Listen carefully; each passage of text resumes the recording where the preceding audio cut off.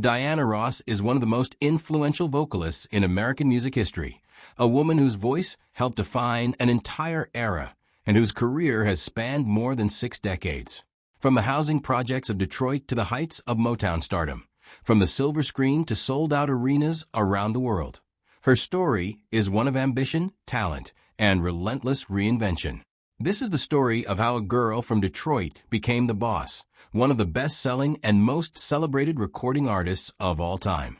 Diana Ross was born Diana Ernestine Earl Ross on March 26, 1944, in Detroit, Michigan, the second of 6 children.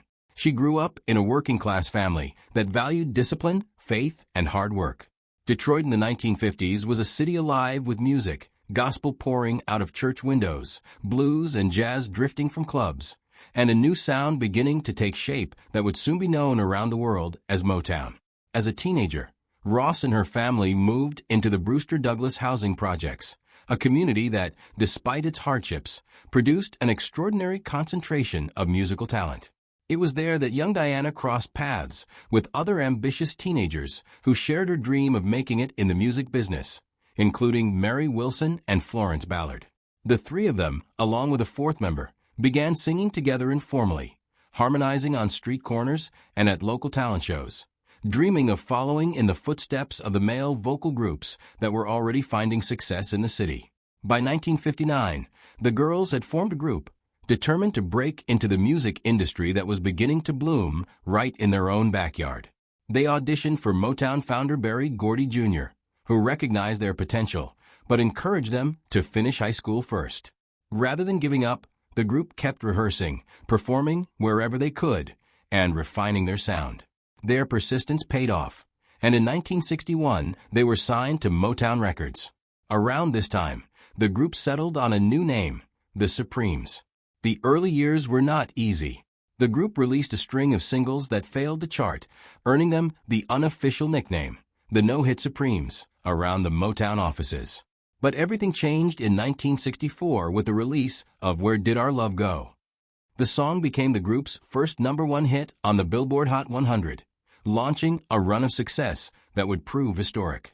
Over the next several years, the Supremes became one of the most successful vocal groups in popular music. Between 1964 and 1969, they scored 12 #1 singles on the Billboard Hot 100, including Baby Love, Come See About Me, Stop, In the Name of Love, You Can't Hurry Love, and You Keep Me Hangin' On. During this period, only the Beatles outsold them in America. The Supremes became the most commercially successful American vocal group of the 1960s, breaking barriers for black artists on mainstream radio and television at a pivotal moment in American history.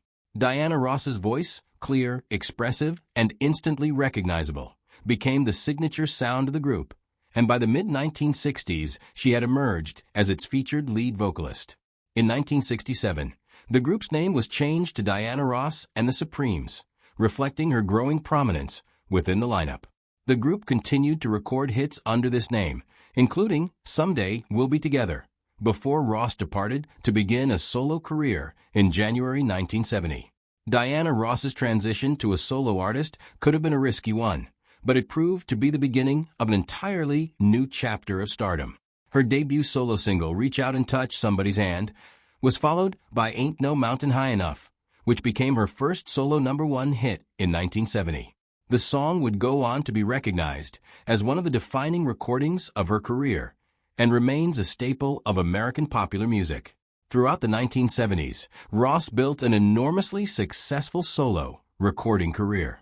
Hits like Touch Me in the Morning, Theme from Mahogany, Do You Know Where You're Going To, and the disco-era anthem Love Hangover showcased her versatility, moving easily between soulful ballads and dance floor favorites. In 1980, she released Upside Down and I'm Coming Out, 2 of the most enduring singles of her career, both of which became dance and pop staples that continue to be sampled and celebrated decades later. That same year, she also recorded It's My Turn and the chart-topping duet Endless Love with Lionel Richie, which became one of the best-selling singles in music history and remains one of the most iconic duets ever recorded. Ross's ambitions extended well beyond the recording studio. In 1972, she made her acting debut starring as legendary jazz vocalist Billie Holiday in Lady Sings the Blues. The performance was widely praised for its emotional depth and authenticity, and it earned Ross an Academy Award nomination for Best Actress, a remarkable achievement for a first-time film actress with no formal training. The film proved that Ross was not only a gifted singer, but also a serious dramatic performer, and it helped pave the way for greater opportunities for black actresses in Hollywood. She went on to star in several more films throughout the decade, including Mahogany in 1975 and The Wiz in 1978, an ambitious musical adaptation of The Wizard of Oz featuring an all-black cast that also included Michael Jackson. While The Wiz did not perform as well commercially as hoped, it has since been re-evaluated as a cultural touchstone and remains beloved for its music, visual style, and place in entertainment history. Diana Ross's influence on popular music and culture is difficult to overstate.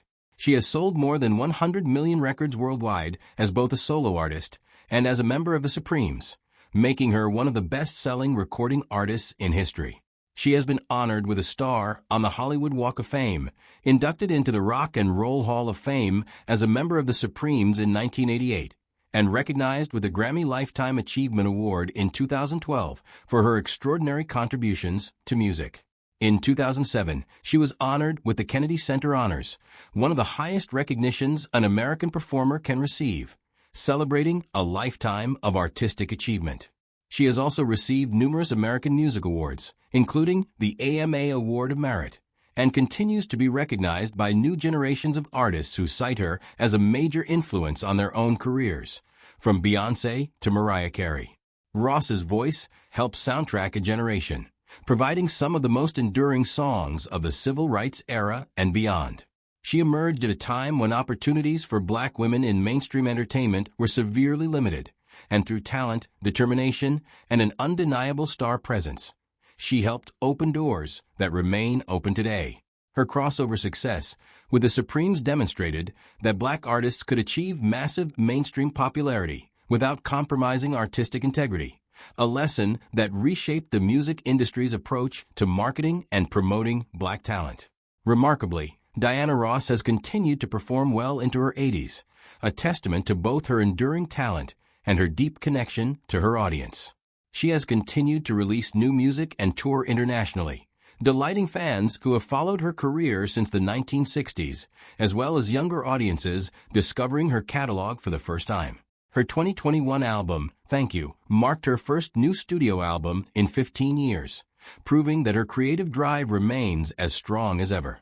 In recent years, she has continued to make festival and television appearances, including a celebrated performance at Glastonbury in 2022, where a new generation of fans experienced her legendary stage presence firsthand.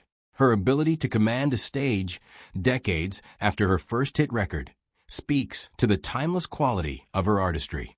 From a young girl growing up in Detroit's housing projects to one of the most celebrated entertainers in American history, Diana Ross's journey is a remarkable story of talent meeting opportunity and of perseverance turning obstacles into triumphs. As the lead voice of the Supremes, she helped create some of the most beloved songs in American music history. As a solo artist, she proved she could stand entirely on her own, building a catalog of hits that spans disco, pop, soul, and adult contemporary music. As an actress, she broke barriers and proved that Motown's biggest star could thrive in an entirely different creative arena. Today, at 81 years old, Diana Ross remains an enduring symbol of grace, glamour, and groundbreaking achievement. Her music continues to be celebrated, sampled, and rediscovered by new generations, ensuring that her legacy, much like the songs that made her famous, truly is endless. Few artists in the history of popular music have left a mark as lasting or as influential as Diana Ross, a woman whose voice helped define what it meant to be a superstar.